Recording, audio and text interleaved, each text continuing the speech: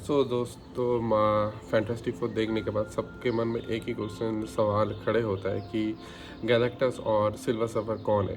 तो मूवी में थोड़ा बहुत दिखाया गया था, पर हम लोग आगे उससे भी पहले गैलेक्टस और सिल्वर सर्फर के बारे में पूरा जानकारी देने की कोशिश करेंगे, क्योंकि वो कॉमिक्स के पन्नों से उठाना पड़ेगा कि गैलेक्टस और सिल्वर सर्फर कौन है। हमारे यूनिवर्स से पहले करोड़ों करोड़ों अरबों साल पहले, बिग बैंग से भी पहले, उस समय एक यूनिवर्स भी पहले एक प्लैनेट एग्जिस्ट करता था टांग करके। और उस समय इस समय के हमारे पृथ्वी से भी बहुत ज़्यादा टेक्नोलॉजी बहुत ही ज़्यादा आगे बढ़ चुके थे, बहुत ही ज़्यादा एडवांस टेक्नोलॉजी पे था। वो सिविलाइजेशन थी जो अपने पीक पर पहुंच चुकी थी। हम लोग अभी बस शुरुआती पे, पर वो सिविलाइजेशन अपने पीक पर पहुंच चुकी थी और उनका अंत जल्दी आने वाला होता है। इसी प्लैनेट पे रहता था गैलेन, जो एक साइंटिस्ट और एक स्पेस एक्सप्लोरर होता था। गैलेन उस प्लैनेट के सबसे ज़्यादा इंटेलिजेंट बीइंग में से एक होता है। तो उसके स्पेस एक्सप्लोरिंग में उसको पता चलता है कि उसके प्लैनेट पे बहुत ही जल्दी कॉस्मिक इवेंट होने वाला, कॉस्मिक कुछ होने वाला होता है। तो उसके साथ ही उसका प्लैनेट और सारे लोग ख़त्म हो जाएंगे और दूसरा प्लैनेट चालू होगा। इसी उसी क्या कहते हैं, उसको कॉस्मिक एनर्जी को हम लोग अभी बिग बैंग के नाम से जानते हैं। उसको पता चलने के बाद उसके प्लैनेट के सारे लोगों को इन्फॉर्म करता है कि इसको रोकना होगा, वरना हमारा पूरा प्लैनेट ख़त्म हो जाएगा। फिर उसने एक प्लान बनाना चालू कर दिया अपने दूसरे साइंटिस्ट दोस्तों को लेके। उसके बाद बिग बैंग की रेडिएशन भी चालू हो चुका था। उसके साथ साथ उसके प्लैनेट के कुछ कुछ लोग मरने भी चालू हो चुके थे, पर उसका टीम वो और उसका टीम मेंबर जो थे वो लोग अपने काम चालू रख रहे थे। एलन अपने मेंबर्स और दूसरे दोस्तों को लेके, मेंबर्स है जो कि है साइंटिस्ट, उन लोगों के स्पेस में निकल जाता है। जो कि ये होता है कि सबको पता होता है कि मिशन कंप्लीट नहीं होने वाला है, फिर भी वो लोग निकल जाते हैं। तो उनको सबको पता है अगर 1% भी चांस हुआ तो अपने प्लैनेट, अपने यूनिवर्स को वो लोग बिग बैंग से बचा सकते थे। तो इसके कारण वो लोग स्पेस में निकल जाते। तो उसके बाद वो लोग बिग बैंग के एकदम कोर पे जाने की कोशिश करते, जहाँ से कॉस्मिक एनर्जी की शुरू हो रहा है वहाँ पर जाने की कोशिश करता है। जब वो लोग कोर पे पहुँचते हैं, कि जैसा कि उन लोगों को डर था कि जाने के बाद उनका स्पेस एंड सब कुछ खत्म हो जाता, तो गैलन के सारे टीममेट्स और दोस्त मारे जाते हैं। और उसके आखिरी पलों में गैलन को वो एक कोर के उस कॉस्मिक के कोर के अंदर एक सेंटियंस ऑफ यूनिवर्स दिखाई देता है। इसके अंदर जो कॉस्मिक बीइंग थे उनसे ही यूनिवर्स का क्रिएशन और डिस्ट्रॉय होता है। ये बिग बैंग उनके चलते ही हो रहा था, पूरा जिम्मेदार वही लोग हैं। सेंटिएंट बीइंग इसी समय गैलन के साथ मर्ज हो जाते हैं। सेम मोमेंट पे ही ये जो पूरा यूनिवर्स है, गैलन का जो यूनिवर्स है, पूरा यूनिवर्स खत्म हो जाता है और गैलन और सेंटिएंट वो लोग मर्ज हो जाते हैं। और इसी दूसरे यूनिवर्स का शुरू होते ही एक अलग ही फॉर्म क्रिएट हो जाता है। गैलन और सेंटिएंट्स को मिला के एक अलग ही फॉर्म, जो कि स्लीपिंग फॉर्म में रहता है। और वो अपने स्पेसशिप में इधर उधर भटकता रहता है। वही स्पेसशिप था जहाँ से जिसको लेके वो लोग क्या कहते हैं, बिग बैंग को रोकने आया था। तो इसी में वो सोता रहता है बहुत सालों तक, अरबों सालों तक। और इसी टाइम एक वॉचर की नज़र इस शिप पे पड़ता है और इसको रोक देता है।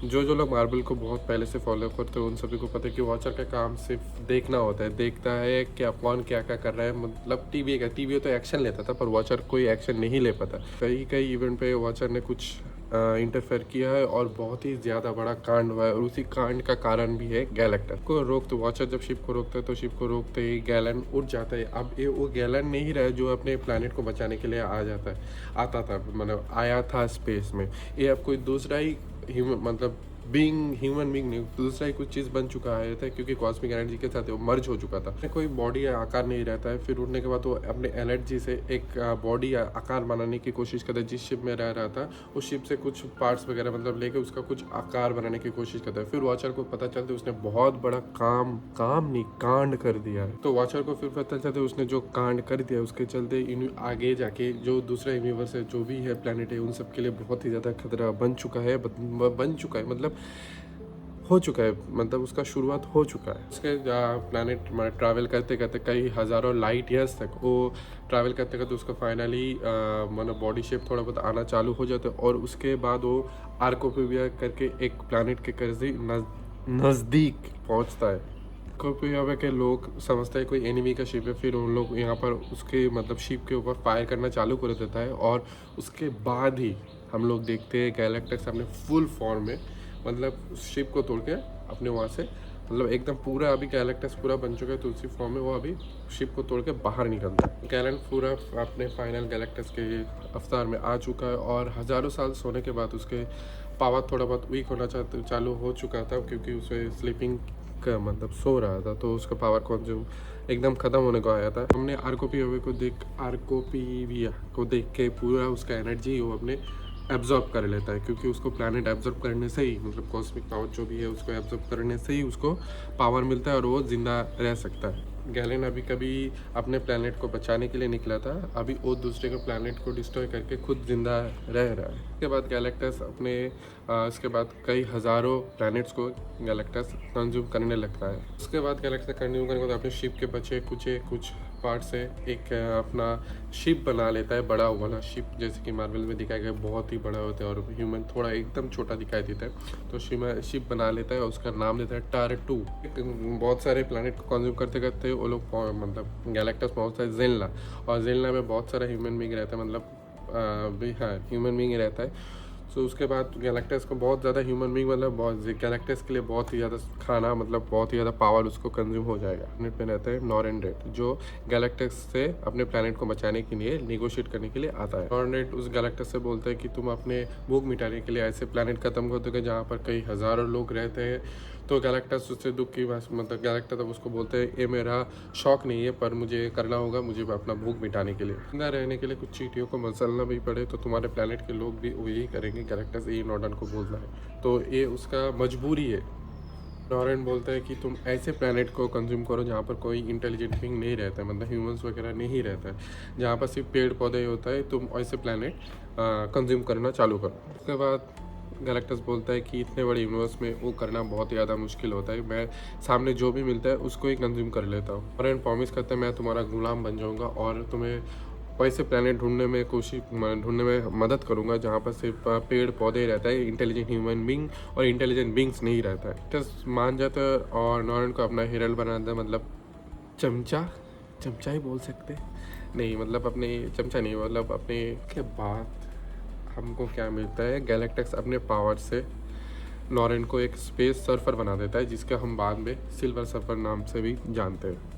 सो कॉमिक के मुताबिक दूसरे एक यूनिवर्स में नॉरेन के लव जो होता है शाराबान, वही नॉरेन की जगह से लेडी सिल्वर सर्फर बनता है। और यही वर्जन हमको मार्वल के इस मूवी में मतलब फैंटास्टिक फोर फर्स्ट स्टेप के इसी मूवी पे देखने को मिला है। इसके चलते आगे जाके सिल्वर सर्फर बहुत सारा प्लैनेट गैलेक्टस को ढूंढ के देता है, पर गैलेक्टस को बहुत ही ज़्यादा जल्दी पता चल जाता है कि जिस प्लैनेट पे इंटेलिजेंट बींग्स नहीं रहता है उससे उसे ना के बराबर ही पावर कंज्यूम कर पा रहा है। उसके बाद गैलेक्टस सिल्वर सर्फर को बोलता है कि तुम ऐसे प्लैनेट को ढूंढो जहाँ पर इंटेलिजेंट बीइंग होंगे, क्योंकि तभी उसको जाके पावर कंज्यूम कर पाएगा। गैलेक्टस बोलता है कि तुम अगर ढूंढ के दोगे तो मैं तुम्हारा प्लैनेट जिल्ला को कुछ नहीं करूँगा। उसके बाद सिल्वर सर्फर बहुत सारी जगह पर जाके प्लैनेट्स को ढूंढता है जहाँ पर इंटेलिजेंट ह्यूमन बीइंग रहता है और गैलेक्टस उसको कंज्यूम करते रहता है। और उसके बाद फाइनली सिल्वर सर्फर आता है अर्थ पे। सिल्वर सर्फर जब अर्थ पे आता है तो सबको इन्फॉर्म करता है कि गैलेक्टस आने वाला होता है। फिर गैलेक्टस का सामना होता है फैंटास्टिक फोर के साथ, और कुछ समय के बाद सिल्वर सर्फर को भी अर्थ के लोगों पे दया आ जाता है, क्योंकि वो अपने मतलब कनेक्शन मतलब सोच सकते हैं कि उसका प्लैनेट भी जो है वैसा ही एक प्लैनेट है। और उसके बाद गैलेक्टस को धोखा दे देता है और रिड रिचर्ड्स ह्यूमन टॉर्च को, मैं फायरमैन बोल रहा था, अभी उसका नाम मुझे याद आ चुका है, ह्यूमन टॉर्च को टार-2 में भेजता है गैलेक्टस के शिप पे भेज पर अल्टीमेट नलीफायर का ओपन, एक ऐसा ओपन जिससे गैलेक्टस भी डरता है और गैलेक्टस को ख़त्म भी किया जा सकता है। और इस नलीफायर का इन्फॉर्मेशन वॉचर नहीं दिया हुआ था, वही वॉचर जिसने कभी गैलेक्टस को बनते भी देखा था। इस टाइम फैंटास्टिक फोर के बाकी मेंबर्स रिड रिचर्ड्स, सूजन और बेन, वो लोग गैलेक्टस से फाइट करते रहते हैं। फिर ह्यूमन टॉर्च वो नलीफायर लेके जब रिड रिचर्ड्स के हाथ में देता है तो गैलेक्टस वो नलीफायर देख के बहुत ही ज़्यादा डर जाता है। बस फिर रिड रिचर्ड्स को बोलता है तुम्हें पता नहीं है कैसा ओपन है, ये शायद भले ही मुझे ख़त्म कर देगा पर आसपास के बहुत सारे यूनिवर्स को भी ख़त्म कर देगा, इस मतलब ये बहुत ही ज़्यादा पावरफुल वेपन है। फिर गैलेक्टस बोलते हैं मुझे वापस दे दो और मैं तुम्हारे प्लैनेट की तरफ अर्थ की तरफ कभी भी फिर से नहीं देखूंगा। फिर वॉचर बोलता है कि इसको अपना नलीफायर वो दे दो, क्योंकि गैलेक्टिक्स की तरह कॉस्मिक बीइंग रहना मतलब दुनिया के लिए संतुलन बनाए रखने के लिए बहुत ही ज़्यादा ज़रूरत होता है। गैलेक्टस के कंज्यूम करने से डिस्ट्रक्शन और क्रिएशन इसका बैलेंस बना रहता है। संतुलन बनाए रखने के लिए गैलेक्टस जैसा कॉस्मिक बीइंग की ज़रूरत बहुत ही ज़्यादा है। रेड रिचर्ड फिंच वॉचर का बात सुन के और नलीफायर गैलेक्टस को दे देता है और गैलेक्टस पृथ्वी को छोड़ के चला जाता है। और हम सभी को पता है कि गैलेक्टस फिर से वापस आएगा पृथ्वी के ऊपर अटैक करने के लिए। ये है पूरा कंप्लीट गैलेक्टस और सिल्वर सफ़र की स्टोरी। जो अगर अच्छा लगा तो लाइक कर दो, कमेंट कर दो, सब्सक्राइब कर दो और दोस्त और फैमिली के साथ शेयर करना मत भूलिएगा। और एक कमेंट कर दीजिएगा और सब्सक्राइब प्लीज़ कर दीजिएगा क्योंकि आप लोगों के लिए फ्री है और मुझे थोड़ा बहुत और मोटिवेशन मिल जाएगा। और हाँ, जो मैं पहला वीडियो डाला था फैंटास्टिक फोर के रिव्यू में, वो थोड़ा बहुत क्रॉप हो चुका है क्योंकि मार्वल्स और ने कुछ वीडियो ब्लॉग करवा दिया था, तो उसके कारण वो सेगमेंट थोड़ा ट्रिम करना पड़ा था। चलिए मिलते हैं अगले वीडियो पे।